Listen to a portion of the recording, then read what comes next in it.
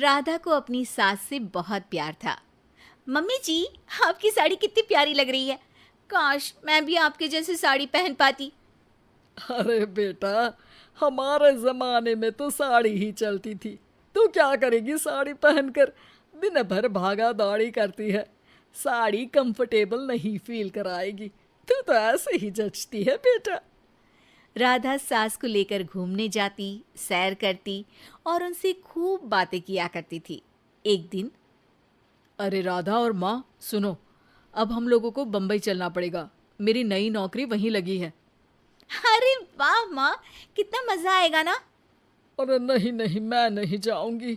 बड़ा शहर, बड़े लोग, मेरा दिल नहीं लगेगा। अरे माँ, मैं हूं ना आपके साथ।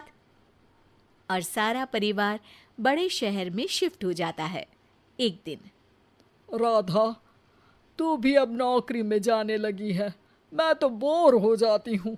सोच रही हूँ आसपास की औरतों से दोस्ती कर लूँ। हाँ हाँ माँ, और क्या, यहाँ की औरतें तो किटी पार्टी और बहुत सी फन लविंग एक्टिविटी करती हैं।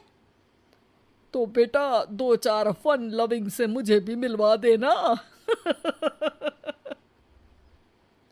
बहू सास के साथ बाहर निकलती है तो देखती है कि सास की उम्र की जो औरतें टहल रही हैं, उनका पहनावा ओढ़ावा सास से बिल्कुल अलग है। लेकिन फिर भी राधा एक औरत को रोकती है। Hello aunty, how are you? Oh great darling. Aunty, हम लोग यहाँ नए शिफ्ट हुए हैं। ये मेरी मम्मी है। क्या ये कल से आप लोगों को ज्वाइन कर सकती हैं? वो औरत सास की तरफ बड़ी ही अजीब नज़रों से देखती है, फिर कहती है, अब ठीक है, कल से भेज देना। सास समझ जाती है कि उस औरत को वो ठीक नहीं लगी, लेकिन फिर भी वो कुछ नहीं बोलती। अगले दिन, अरे माँ, अच्छी सी साड़ी पहनकर तैयार होकर जाइए। आपको आपकी दोस्तों के पास जाना है ना। और नहीं नहीं, मैं सोच रही हूँ घर पर बैठकर टीवी देखूं। वैसे भी रामायण का नया एपिसोड आएगा। नहीं माँ, आप जाओ ना, लोगों से मिलो, बात करो, अच्छा लगेगा। ना चाहते हुए भी सास उन लोगों के पास जाती है, लेकिन सभी सास से बुरा व्यवहार करते हैं। सास मुंह लटकाकर घर आ जाती है। बहू समझ जाती है कि सास को कुछ हुआ है।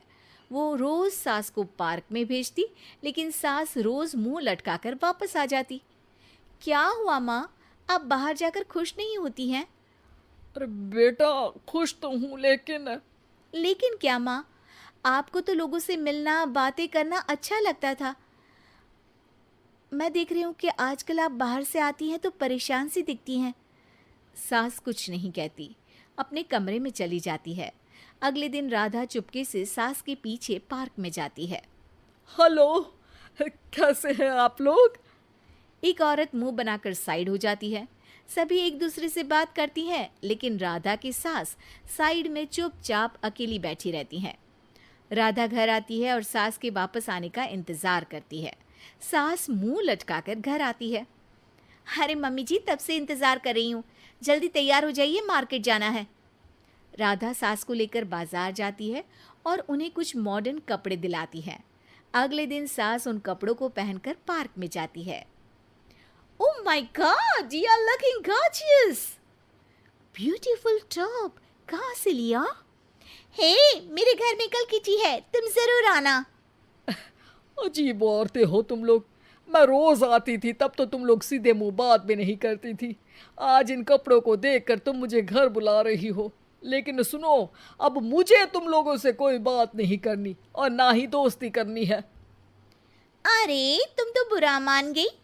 वैसे दोस्ती नहीं करनी थी तो ये कायाकल्प क्यों किया? ये मेरी बहू ने किया है।